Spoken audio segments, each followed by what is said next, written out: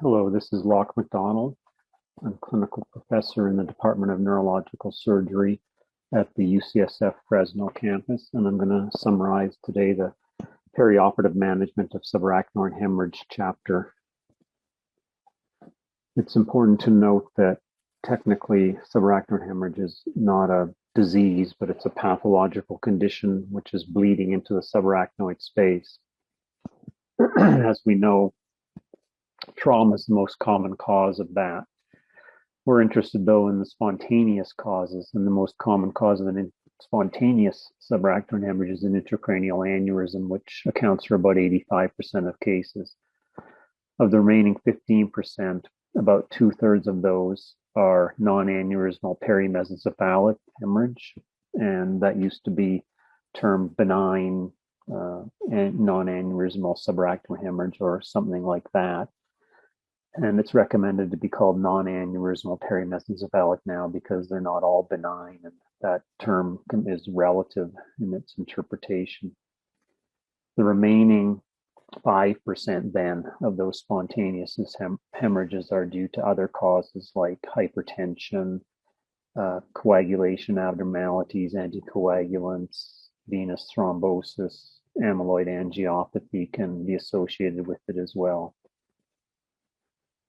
Now, here's an example of the three main patterns of subarachnoid hemorrhage. The left two scans are the aneurysmal patterns. The middle three are typical non-aneurysmal perimesencephalic cases. We'll go into a bit of detail, but in these cases, when presented with that CT scan, still about 10% of patients can have a posterior circulation aneurysm, so they do need some sort of vascular imaging study. And the remaining cases on the right are examples of those other causes of hemorrhage, like trauma on the top, a cerebral venous sinus thrombosis in the middle, and a convexity hemorrhage there on the lower right, probably due to amyloid angiopathy or some other medical cause. And this is a figure showing a number of different scans of different patterns of subarachnoid hemorrhage, including aneurysms and other causes, which you can look at in the legend. One perhaps less known situation is the lower right scan, which is a pseudo subarachnoid hemorrhage in a patient with a colloid cyst and acute hydrocephalus. And in these cases, the basal cisterns can be compressed and you can get some density there, which resembles subarachnoid blood, but it's not really a hemorrhage. Now, in terms of the epidemiology, subarachnoid hemorrhage makes up about 5% of stroke. The spontaneous cases are about 6 per 100,000 patients per year. That's a bit lower than the classical number that we hear about of 9 or 10 per 100,000 per year. But the recent studies show that the incidence is a bit lower and is about this number here. And that's probably because of a decrease in smoking and control of hypertension. So that amounts to about 20,000 cases a year in the US. The other key features are that about 2/3 of patients are female, and the peak age incidence is around 55 years old. The incidence may be higher in Japan and Finland. Now, there are various risk factors for aneurysm formation and rupture. We can classify those into non-modifiable and modifiable. The non-modifiable factors are things such as female sex, increased age, family history, people who've had a prior aneurysmal subarachnoid hemorrhage, or people with Japanese or Finnish heritage. Modifiable factors are cigarette smoking, which is the most important one, but also history of hypertension and excessive alcohol intake predisposed to aneurysm formation and rupture. Now, the vast majority of aneurysms do not run in families. Familial intracranial aneurysms are rare. The largest study was this one of the familial intracranial aneurysm study where they looked at almost 3,000 people from 542 families, and they screened 548 subjects, and they found that 113, so 20%, seems quite high, had aneurysms. Most of them small. Some of them you can see were greater than 6 millimeters in size. Of note, 2 of the aneurysms ruptured during follow-up. These were small 3 and 4 millimeter aneurysms, which gave a risk of rupture of 1% per year overall in this cohort. That is 17 times higher than a matched cohort that they obtained from the ISUIA study, in which study similar aneurysms had a rate of rupture of 0.07% per year. Now, this data, of course, is based only on 2 ruptured aneurysms out of this series, so it's quite difficult to say with confidence what that exact rate of hemorrhage is, but it's worrisome, and it seems like it's higher than in the sporadic cases, and that perhaps people with familial aneurysms, their aneurysms rupture at a smaller size than the sporadic cases. Now, the pathophysiology of subarachnoid hemorrhage can be divided into the early phase within the first 72 hours of the hemorrhage, and into a delayed phase from day 3 or so out to day 14.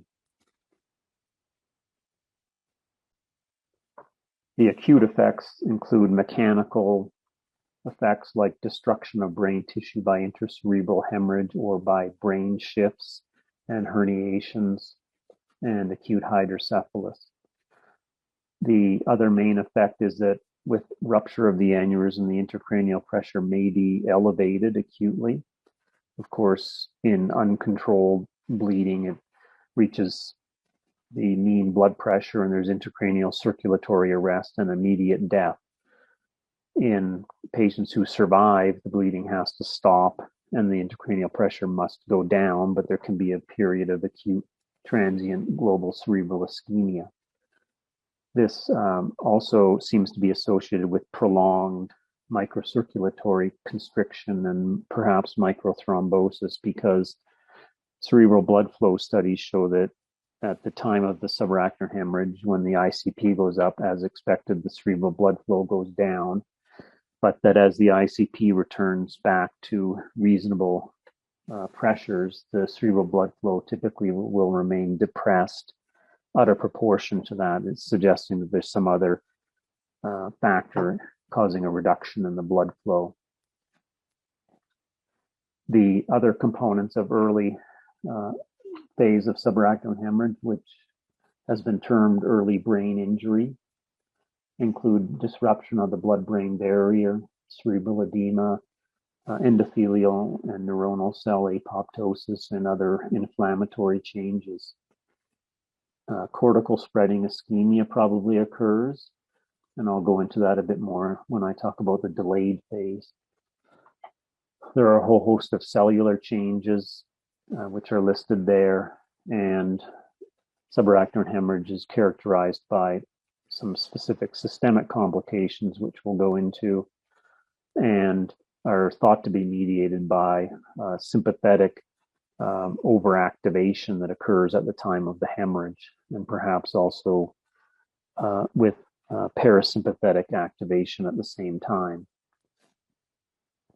Some of the features of the blood-brain barrier are shown on the right, and the disruption of it that can occur in patients with hemorrhage that are thought to contribute to edema and other of the pathophysiological changes. In terms of the delayed phase, from 3 to 14 days or so after the hemorrhage, this has typically been called vasospasm, at least the deterioration that can occur. The terminology now is recommended to be angiographic vasospasm for any narrowing that is seen of the angiographically visible blood vessels, or delayed cerebral ischemia if there is ischemia occurring. And this can be due to angiographic vasospasm, or there's emerging opinion that other factors can contribute to the delayed ischemia that occurs in addition to large vessel angiographic vasospasm. And some of those factors are shown here, and they include microcirculatory vasoconstriction and microthrombosis and cortical spreading ischemia.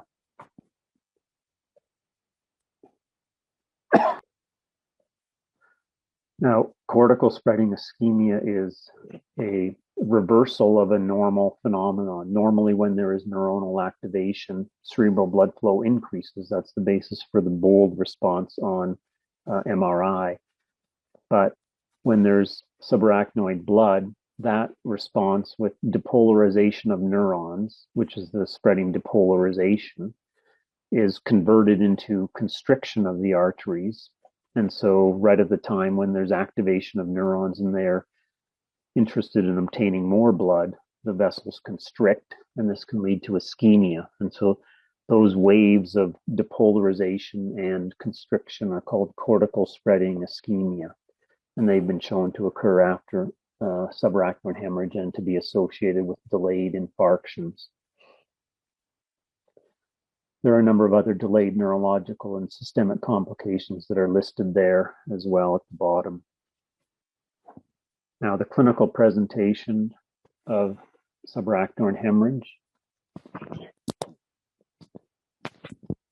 It's one of the most characteristic things that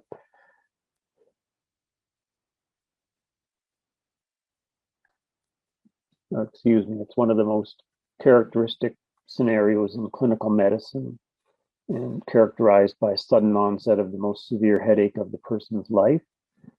These mandate investigation to rule out subarachnoid hemorrhage. And the first step in general is going to be a CT scan. And that will usually disclose a subarachnoid hemorrhage in these patients. Actually, the minority of patients who present with sudden severe headache actually have a subarachnoid hemorrhage. However, CT scan is the cornerstone of diagnosis. The main question is what to do if you have a patient with a sudden severe headache and the CT scan doesn't show subarachnoid blood. And typically, one has gone on to lumbar puncture in these patients, and this will result in a fair number of lumbar punctures done, which are not diagnostic for subarachnoid hemorrhage. And in order to try to reduce that, some studies have been done. For example, this one done in emergency departments in Canada, where they studied almost a little over 3,000 patients. It's important to note that they were neurologically normal. So they were alert and awake and oriented GCS 15. Of those approximately 3,000, about 900 were screened within 6 hours of onset of the headache. And they found that if the CT scan was done within the 6-hour window and a third generation multi-detector CT, and it was interpreted by a qualified radiologist, then CT was 100% sensitive to subarachnoid hemorrhage, and you could avoid doing a lumbar puncture because the CT under these conditions effectively ruled out the hemorrhage. Now, this is controversial. Most people, or some people, would still recommend doing a lumbar puncture under these conditions. Another option is to do a CT angiogram. This is an example, as I mentioned earlier, of a perimesencephalic hemorrhage, which can be due to a posterior circulation aneurysm. The pattern of blood on the scan here on the left looks classic for non-aneurysmal perimesencephalic hemorrhage, and the initial catheter angiogram on the right seems superficially to be okay, but the 3D reconstruction shows a basilar tip aneurysm. So about 10% of posterior circulation aneurysms have this pattern of blood, And on the other hand, about 10% of patients with perimesencephalic hemorrhage have a posterior circulation aneurysm. This is a flow chart which summarizes the diagnostic pathway for subarachnoid hemorrhage. Again, the first step, CT scan, and going down the left side, if you see subarachnoid hemorrhage, then some sort of vascular imaging study is needed, typically a CT or catheter angiogram. And that will usually show the cause of the hemorrhage. And then management will depend on if there's an aneurysm or if there's a non-aneurysmal cause. If the initial angiography doesn't show a cause for the hemorrhage, then the subsequent recommendations depend on the pattern of blood. If it's an aneurysmal pattern and no aneurysm was found, then we recommend repeating the angiography sometime later within days to try to see if an aneurysm that had eluded detection on the first scan can be found or some other cause.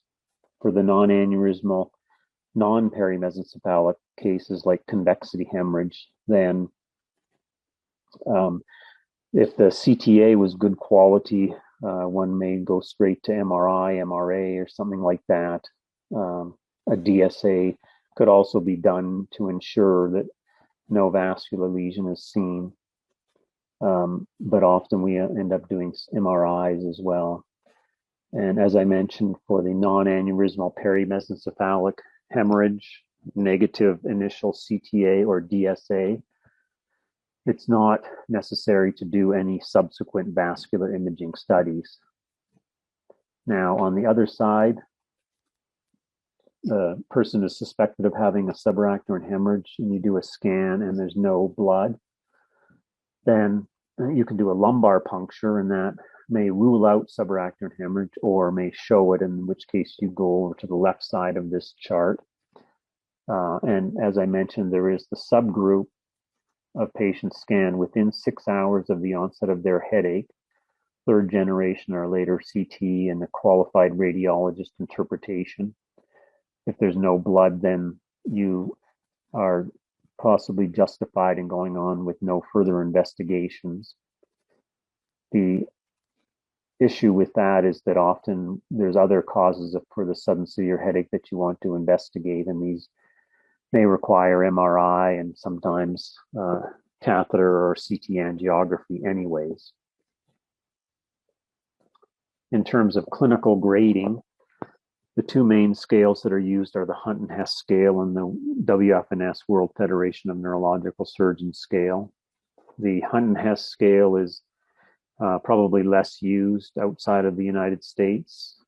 It's based on these somewhat vague terms of differentiating between a mild and a moderate or severe headache, and differentiating between drowsiness, stupor, coma, and such.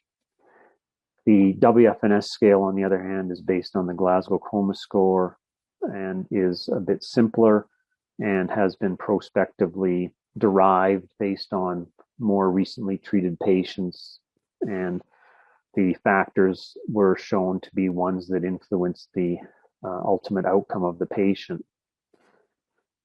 It's probably the recommended scale in terms of assessing or grading the patient at the present time. It has less inter and inter-observer variability than the Hunt-Hess scale. In terms of CT grading, we are usually taught the Fisher scale, and this was based on Miller Fisher's publication in 1980, where he classified the subarachnoid blood on the CT scans of approximately 50 patients taken within the first 5 days of the hemorrhage. So there are some limitations to this data then, given that there's a relatively small number of patients scanned at varying time intervals after the hemorrhage and on very early generation CT scans. You can see that the Fisher scale 1 is no blood detected. And that actually in the modern era of scanning is very uncommon, perhaps 1 or 2% of patients with a real aneurysmal hemorrhage have no blood seen on the CT. That's at least within the first hours to day or so of the hemorrhage. The blood deposition then was classified in terms of diffuse, thin, or thick, and the measurements in millimeters that you see there were actually just linear measurements taken from the X-ray film. They were not taken from the scale bar that is, for example, printed on modern scans. So the millimeter isn't really a millimeter in the reality in the person's head. The other difficulty is that there's no category for a person who, for example, has a diffuse thick hemorrhage and an intracerebral or interventricular hemorrhage. So to address some of these limitations and build on that, Clausen and then other investigators have developed similar scales that incorporate interventricular hemorrhage and more factors that are sort of accessible with modern imaging. And you can see those two scales here. They classify the hemorrhage basically into thick or thin, and at least in the modified fissure, into focal or diffuse, and then whether or not there's interventricular hemorrhage. And these are probably preferred use today. Their main use is for predicting the risk of development of delayed ischemia and angiographic vasospasm.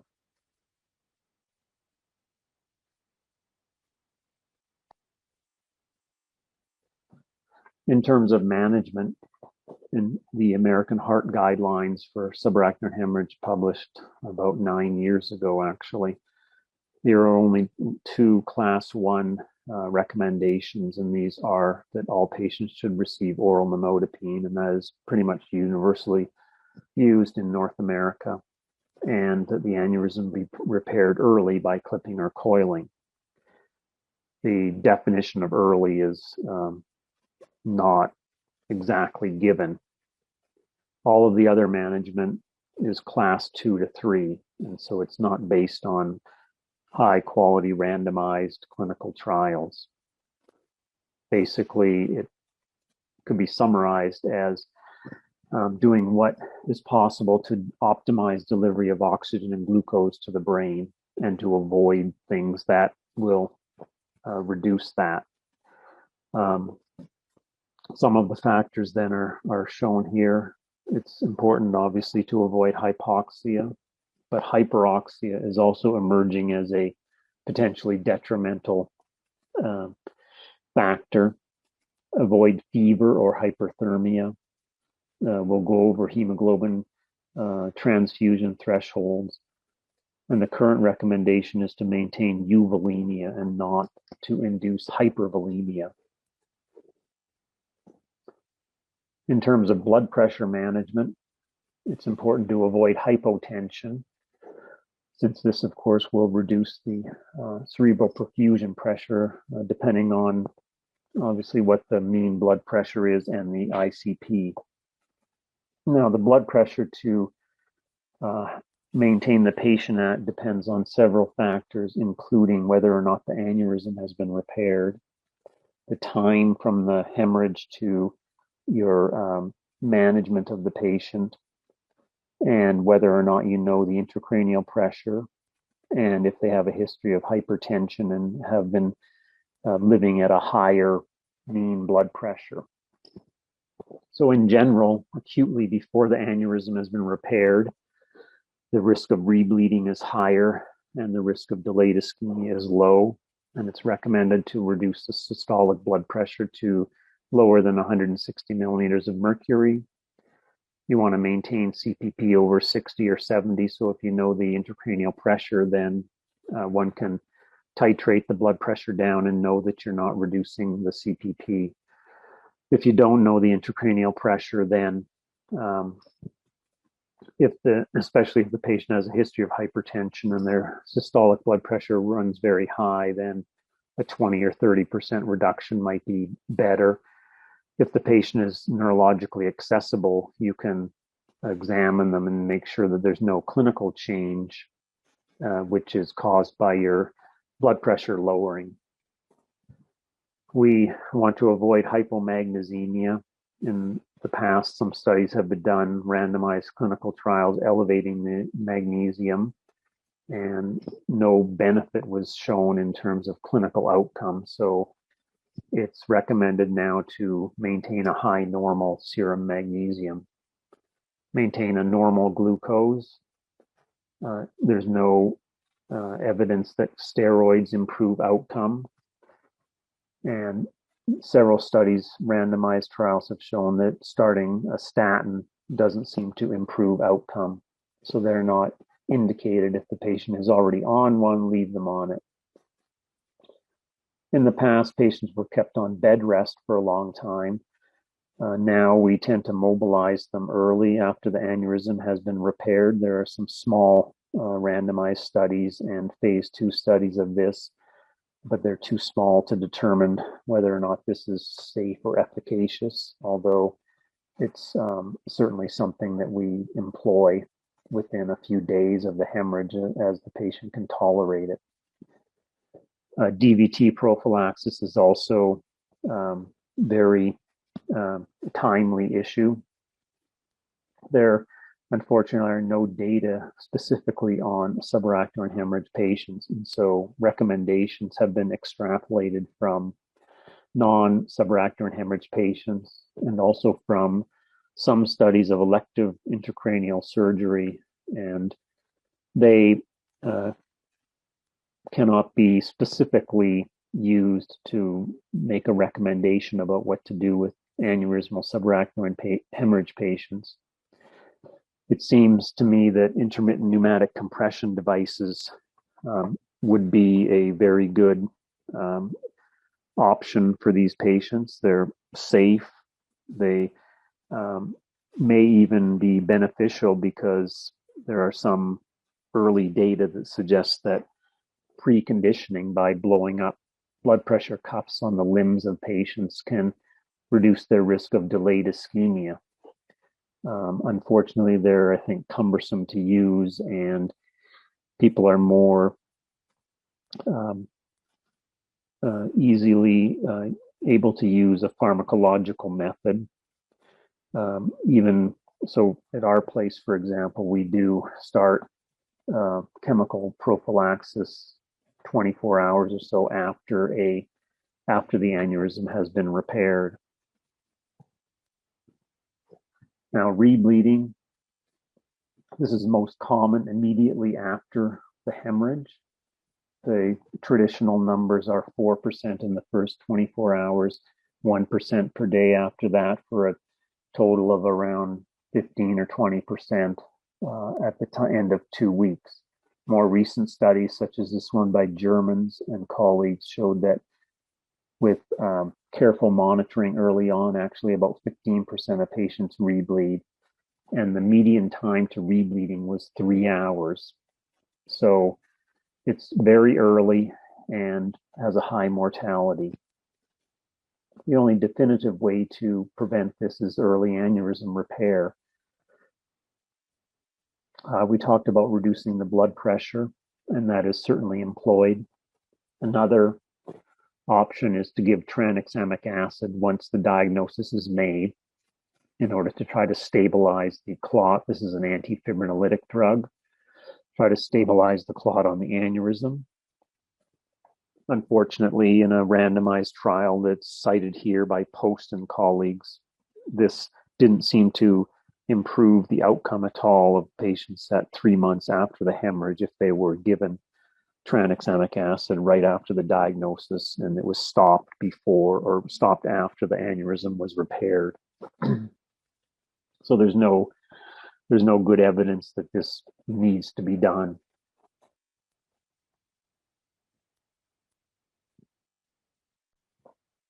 The risk of seizures after SAH vary widely in the literature. In modern seizures, it's probably around 5%. It likely includes a lot of patients who have abnormal movements or posturing that are not actually seizures, but that's impossible to define more clearly. The risk factors include intracerebral hemorrhage, obviously patients who have a history of seizures, if they have an infarction on CT, if they're prolonged comatose or poor grade, and patients with an MCA aneurysm. Overall, I don't administer them unless the patient has had a seizure. They're an option. Most centers, I think, use levetiracetam now. It is not approved for use, so it's an off-label use of it, and it's not approved as a single anticonvulsant. Nevertheless, it's relatively devoid of side effects and seems to be widely used. I discontinue the drug in all patients, usually before they go home, unless they've had a seizure. The most common medical complications are things like fever and anemia. Fever, as you can see here, defined as a temperature of 38.3 or higher for 2 days, happened in about 50% of patients in one series. Half of these were of central origin, so not infectious. The treatment is acetaminophen or non-steroidal anti-inflammatory drugs, and then surface or intravascular cooling if those don't work. Anemia is also common. So about a third of patients in this review by LaRue in 2011 that was using a threshold of 9 milligrams per deciliter to transfuse the patient. The thresholds where we should transfuse patients with subarachnoid hemorrhage are widely debated and empiric. There's no randomized clinical trial data to support one number or another. And so these are based on expert opinion and extrapolation from other diseases, which may or may not be the same as SAH. But that being said, typically, if the patient doesn't have DCI or delayed ischemia, then we would transfuse at somewhere around 7 to 8 milligrams per deciliter, and somewhere around 10 if they do have ischemia. Glucose is also a key factor. Obviously, hypoglycemia is to be avoided, but hyperglycemia is also detrimental as it can increase the risk of infection. There are some randomized trials of routine glucose control versus tight glucose control using insulin infusions, for example, to try to keep the glucose below a certain concentration. And the difficulty with that is that it increases the risk of causing hypoglycemia, which actually happened in 10% of patients in one clinical trial. And the studies are too small to determine if there's any beneficial effect on outcome. And so I would avoid using excessive tight control of the glucose at this point. Cardiac abnormalities are very common. Almost every patient has ECG abnormalities, and the characteristic echocardiographic finding can be this Takotsubo cardiomyopathy, which is characterized by apical ballooning of the ventricle with proximal constriction. Fluid and electrolyte abnormalities are common.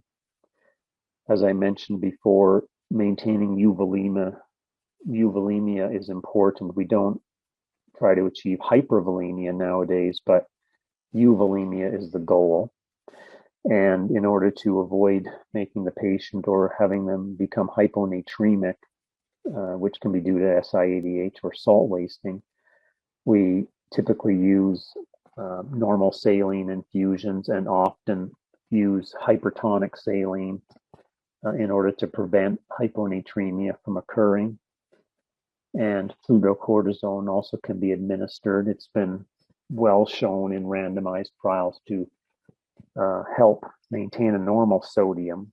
Its effect on overall clinical outcome is less certain. Now, after you repair the aneurysm,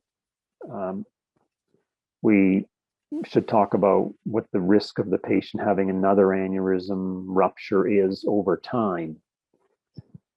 There are a number of studies on this.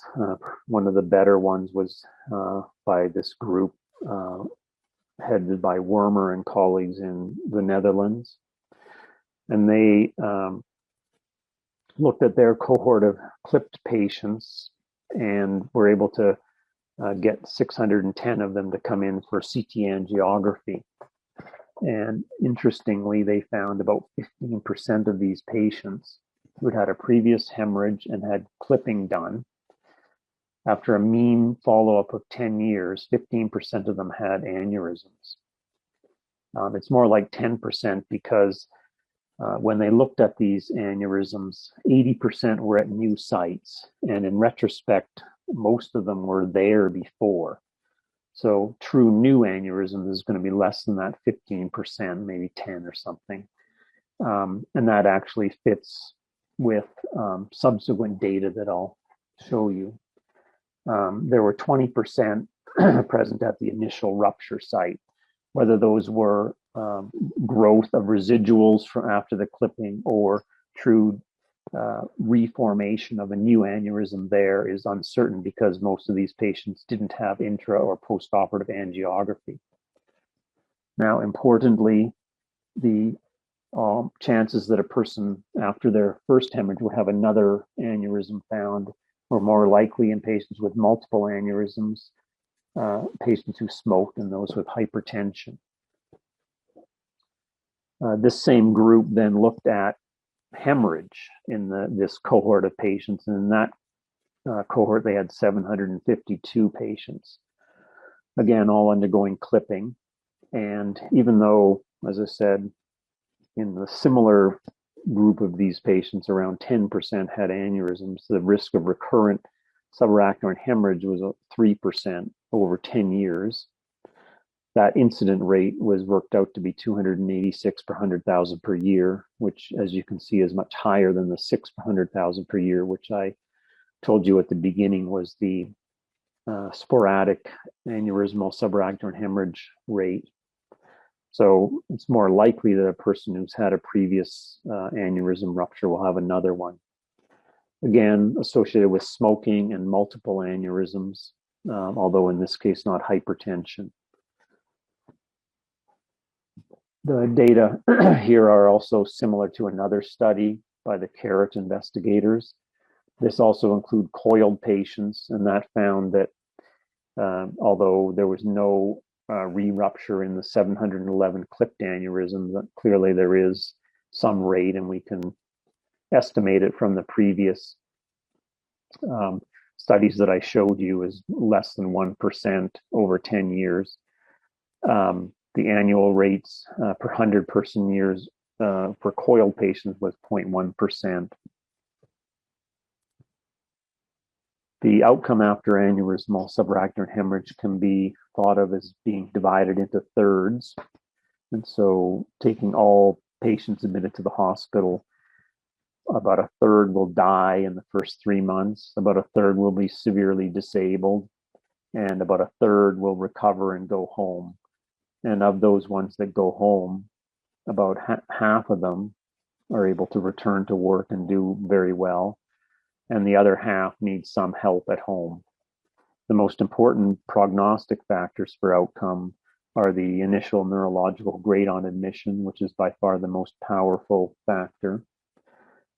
The worse the grade, the worse the outcome. The older the patient, the worse the outcome. And if they have pre-existing hypertension, this worsens the chances of good outcome. Other factors like the volume of blood on the initial scan are important, and the size and location of the aneurysm, particularly for clipping. For coiling, the location seems to be less important, and the size also of less importance.